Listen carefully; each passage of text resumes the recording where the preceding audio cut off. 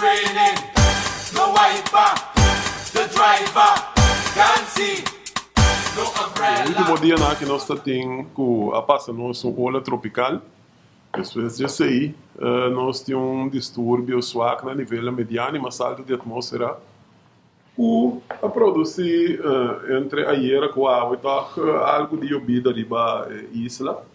A era, por exemplo, certo caminho não cai mais tanto. Aqui no aeroporto, nós estamos somente 0,2. Pero outro caminho na Misasi, a cair um tique mais. Pero a bebida quando tem água, nós estamos aqui na 8,6 no aeroporto.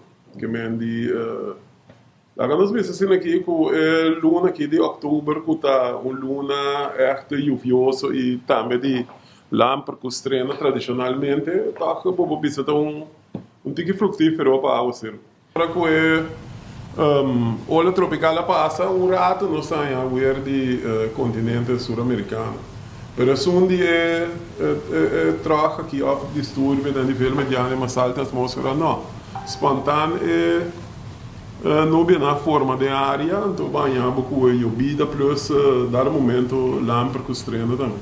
A atmosfera está e o que é úmido e instável, então verwacht algo mais ao ser normalmente botanha troca aqui, mas nessa que distúrbio a nível mediano e mais alto da atividade hora na dia noite, não?